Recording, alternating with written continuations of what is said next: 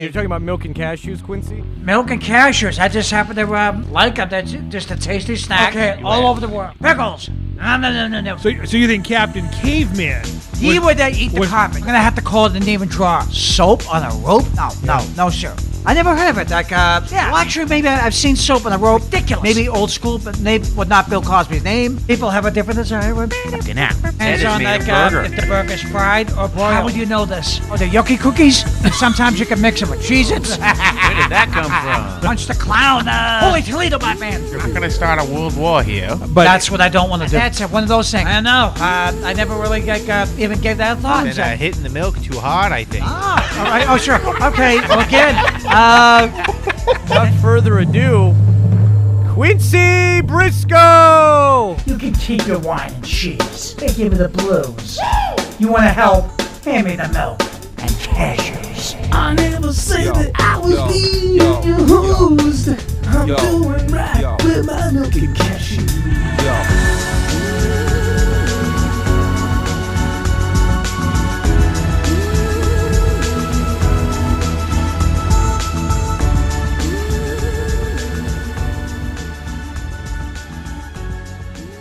Welcome to Milk and Cashews. I am T.C. Ristani, the producer of Milk and Cashews, and here is the host with the most, the one and the only Quincy Briscoe. Good evening, and how we doing? We're doing good, Quince. How you doing, buddy? Pretty good.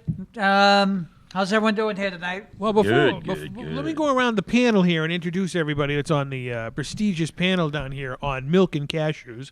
Of course, Quincy Briscoe is the hostess with the mostest. How's it going, Quincy? Good. Great. I have my snack here, milk and cashews. You do have your bag of cashews right there. The one and the only, South Boston Jeff is in the house. Hey, what's going on? I'm going to try to provide some cool impressions, and we'll just keep up with Quincy, you know? It's going to be wild. The Hall of Famer Marky D is in the house. Yo. And, of course, Mikey Harvard. Good evening, everyone. It's nice to be here again. Now, it's been an unbelievable week since the last episode of Milk and Cashews. We're going through the roof, Quincy. I mean, the ratings are going through the roof here. A lot of people over in Borneo have been listening to your show. Really? Yeah, but it's very big in Borneo. Very big. We get a lot of fan mail. Yeah, a lot of people in Borneo are very excited about this. Wow, that's good. So what exactly did they like about the show? Milk and Cashews. Well, milk and cashews. I just happen to like them. That's just a tasty snack. A glass of milk, just a healthy snack. It is. I mean, milk is healthy, and so are salted. Can I read the package on here? Let me read. Sure. Let me read the ingredients on here of your. That's all it is. Your Planters salted Get cashews. your hands off of Quincy's nuts.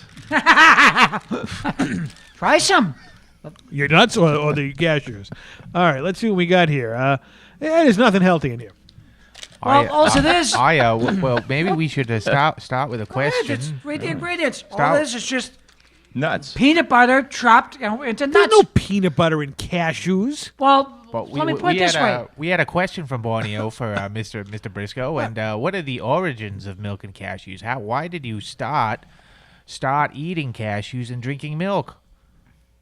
I don't think we have enough tape for that. What was the question now, sir? Let me translate it for Quincy Briscoe. I know you're a busy man. What made you love milk and cashews to begin with? I love milk, and I just happen to love cashews. Just one day I started eating these things, eating milk and drinking the cashews, and it's like, you know what, this is a healthy, tasty combination. So I started on it. Now, when you first tried your milk, was it out of a container or out of a cow's udder? Out of a container. Oh, it wasn't out of a cow's udder? You went slurping away? Oh, no. Only cows do that, you know. Really? Cows do that to other cows? Yeah. I think if we want milk, we have to just go down the street and... Is that where homogenized milk came from? Yeah. Homogenized milk. It's just a lot easier for us. Can you gargle the milk right now? Oh, yeah. Look at that. The Everywhere. real stuff. Peter North is jealous right now. The real stuff. All right, speaking of that, that's great. So you just basically answered why you like milk and cashews because you just like milk and cashews. Yeah, it's just a healthy snack. It's a healthy snack. We should have on a dietitian. Maybe I know a nurse named Kim. Maybe she could bring her down here, and she could analyze the healthy she could provide a checkup.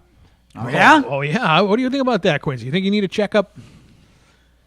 I just got one from my local physician. I won't say the names, but I check out real good. Oh, yeah? What did they do? Did they make you... Did he check your nuts? Yeah, did he grab your cashews and say cough? No, they just basically check my glucose and said you check out good. How do they check your glucose?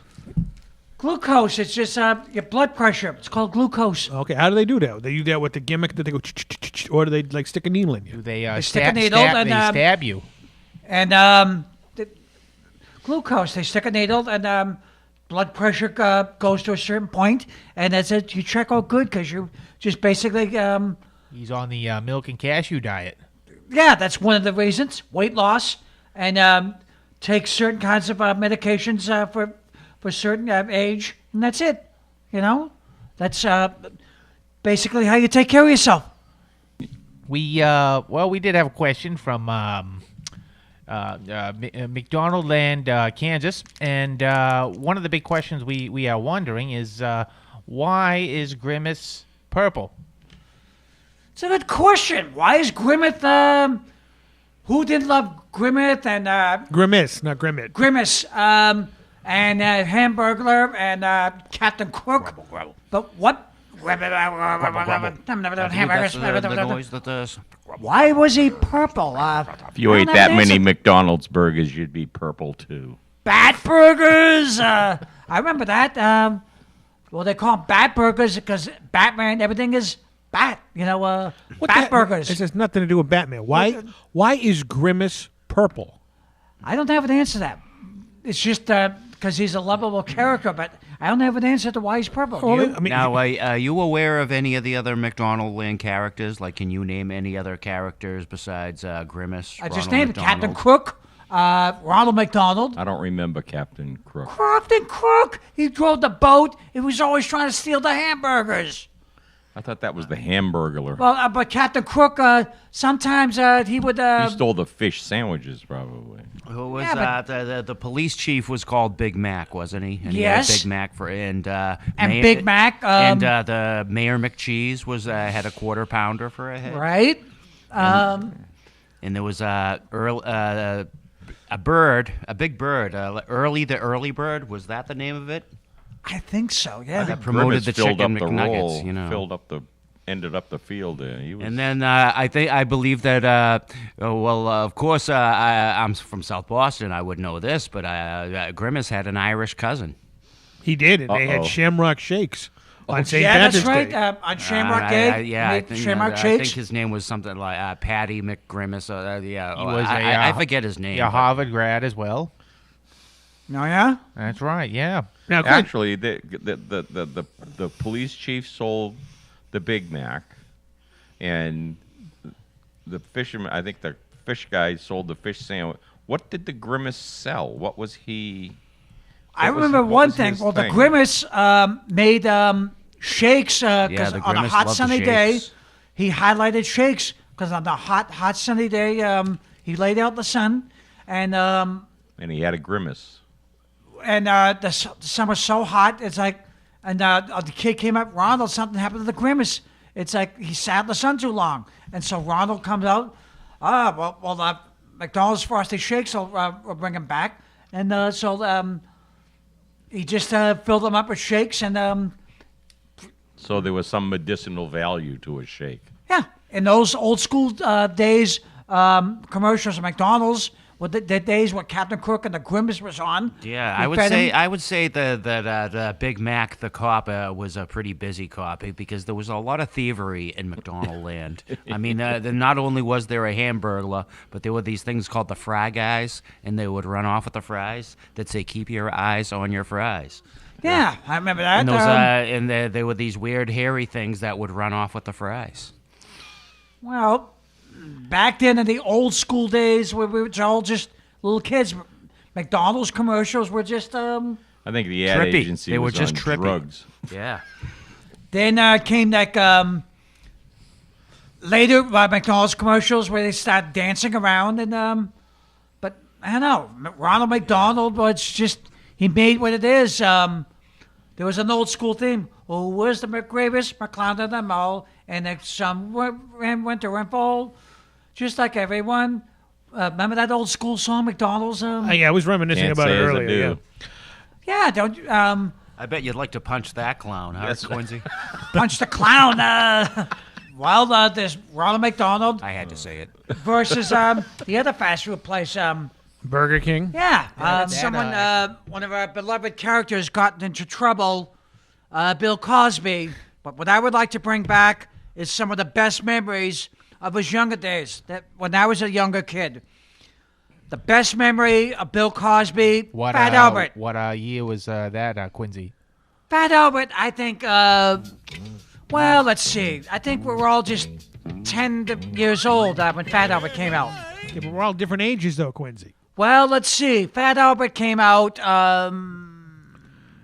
know what? I'm going to ask the Fat Albert expert down there, and that'd be South Boston Jeff. Jeff. Hey, good to be on the Milk and Cashews. I'm enjoying this. Is I a think it different came kind out of in like. twist. Listen, hey. Yeah, it probably came out something closer to the late 70s, 1978 or something like that. Or I could be wrong. Well, I think that's a good call. That's pretty close. And the thing I liked about Fat Albert, and I like to pass this on to the newer generation, especially season 1, it was made just right. It was made very realistic. Because Fat Albert and the gang, well, the thing I liked about that, season 1, they were always like running into like odd characters. Well, what does that tell you? Watch out for the people you run into that they think is so great. Like, would that be? Quincy, what would you think is your favorite Fat Albert episode? Like all-time favorite? I'm gonna name 2 characters that I'd like to point out. The first one was Old Parker. Okay, Old Parker. Actually, 3 characters, but I'm gonna give you the first one. Old Parker. Well, I remember an old guy named Mudfoot. He was okay, an old Mudfoot. It was an old timer would tell Mudfoot stories. And the thing is, the gang would learn something about Mudfoot, but the characters I'm going to point out, Old Parker, he comes in, okay, and they think Old Parker's so great. Well, he's not. The first time they run into him, he opens up a fire hydrant. You think you're so great opening up the fire hydrant? As Bill Cosby would say, cool water can turn to hot water very fast. And you're going to learn to figure out what I mean in just about 1 second. The police comes along, turn off the fire hydrant, has no clue that they're interfering with a stakeout, okay? Of course, they were just little kids back then. Yeah, what do you think you're doing? Like, you kids clear this area now. And of course, old Parker comes in, okay? Thinks he's a big thing, but doesn't have a clue. Okay, the second time they come in now, doesn't have a clue he's interfering with the stakeout. As Bill Cosby say, things don't look too hot for Cool Roy. Things don't look too hot for Bill Cosby either. No, he did some That's nice not true. things in his younger days of Fat Albert. Jello contract, And then the Jello soap on a rope. Jello pudding pops. That voice you hear in the background is Hall of Famer Marky D, who doesn't know anything about podcasts. You don't talk over people talking because we No, can't it's hear okay. you. I like it. No, now he can talk. Mark, you have the floor. I just heard that Bill has lost his Jello contract, but he's starting a new company selling soap on a rope, special for the BC people. The new condo he's moving into, I think. Yeah, his new home. new condominium. What do you think about that, Quincy? What do you think about that? Bill Cosby's now selling soap on a rope. Soap on a rope? Yeah. I never heard of it. Like, well, actually, maybe I've seen soap on a rope. Maybe old school, but would not Bill Cosby's name. And so what do? Hang it in the shower? Yeah, you don't have to drop it. Here's another question, you don't Quincy. drop it as much. What do you think Bill Cosby's big, ugly, hairy cellmate, what do you think his voice would sound like? Do you think it was Sababun Lababik Dibibis? Hey, baby. You mean like My favorite Sababun, baby. the guy goes, Or I do you don't think, dig. He would have a voice like this. Hey, I'm your new cellmate. You're a My cutie. name is Booby. My name is Bubba, and I'm gonna give you a pudding pop to remember. Oh, no! I think Bubba, like, and I don't mean Bubba from Sanford and Son. Of course. I'm Bubba. I'm your new best friend. It's like, I think a rugged, tough, who got in trouble. I think it's a good way to put it. Now, you said there was a member of the gang named Scrappy. Is that right? Scrappy was one of the punks. He wasn't part of the Fat Albert Gang. He was one of. Each week, a different character came onto the show. Yeah. 1 week it was Scrappy. 1 week it was Old Parker. 1 week it was like another guy who came in to talk to Fat Albert to smoking, and of course smoking wasn't good. Now, was Scrappy also a member of the Mystery Machine Gang, or is that a different Scrappy? Scrappy was just some punk who came in, thought he was so cool, and of course, he's just, So they wrote him off. You're telling me he wasn't related to Scooby-Doo then? No, Scooby-Doo and Scrappy, no. He didn't have puppy power? No. Okay. No.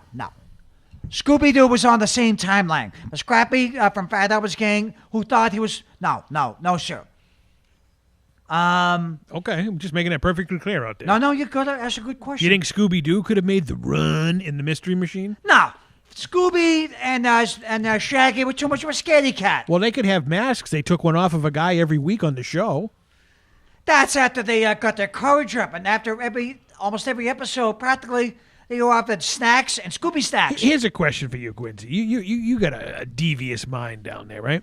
What do you think went on when all the kids on Scooby-Doo, it was Fred, Daphne, Velma, Shag, and Scoob, and Fred and Daphne would go one direction, and Velma, Scoob, and Shag went one way. What do you think happened? What do you think was going on with Fred and Daphne?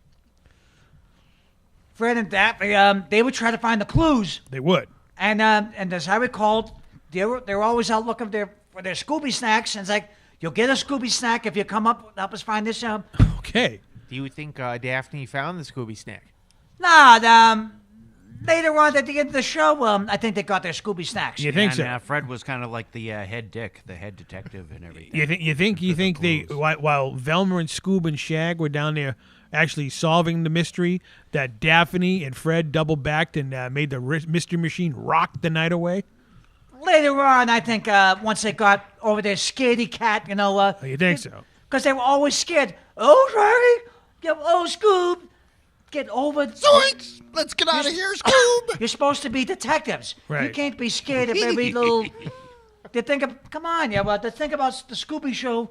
We have one more question. Hot dogs. That was sent in, and it's a pretty important question. Sure. And we got to focus. We may need a translation on this, but Jeff, you want to pay attention to this one too, I think. But who would win in a battle royale? The Smurfs or the denizens of Fraggle Rock? The Smurf or Fraggle Rock, huh? Yeah. Who would win in a Fraggle Rock? in a wrestling battle royal ring? Basically, there'll be 10 Smurfs against 10 Fraggles in a ring, throwing each other out. Who's going to win? Is it going to be the Smurfs or the Fraggles? Come along with the Smurfs. And what was the theme of the song? And then No, that wasn't it. The Smurfs were la la la la la la. Smurf, a happy happy song. the Smurfs sing along with the Smurfs. And Jeff is a Smurf expert. I don't think he knows that song. the theme of the Smurfs, sing along with the Smurfs. Yep. I don't recall that. Even Mark knows the Smurfs, and he's 100 years old. That's right. La la la la la la la la la la. That's the Smurfs.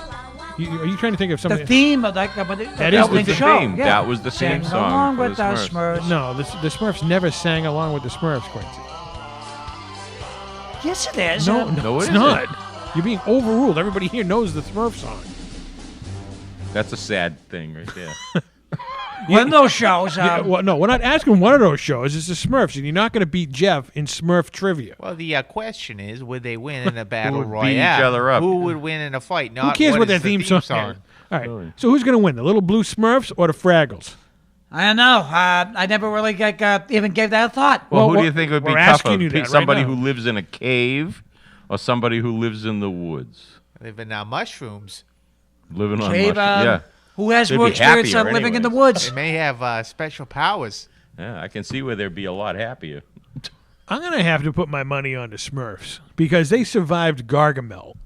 Really? Yeah. Well, what did the Fraggles Yeah, survive? well, maybe the real question is who would win in a fight, Gargamel or the Doc from Fraggle Rock? Yeah. I don't know. I've watched these cartoons when I was a kid. Azrael would have to but fight Sprocket, the dog.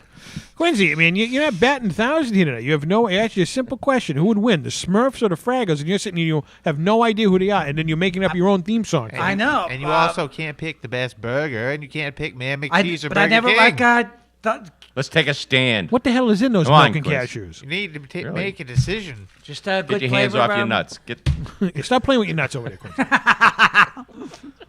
Smurfs or Fraggles? Come on, answer the question. Who's going to win, Smurfs or Fraggles? I guess the Smurfs. Okay, all right. Why, I don't know, but that'd I be guess good, I'm the like, Smurfs. I would think the Smurfs too and everything. All right, Quincy, this has been another fascinating episode down here, and we're going to wrap it out right now. So why don't you just say goodbye to your listening audience? Sure. All right. Oh, sure. Okay. Well, again, thank you for listening to Milk and Cashews. And as usual, I would say thank you for listening and drive home safely. And we'll tune in for another episode of Milk and Cashews. Have a good night. You can keep your bag of chips. I'm not amused. I'm riding shotgun with milk and cashews. All of the snacks that just give me the blues. How's that, ladies and gentlemen? Is that good?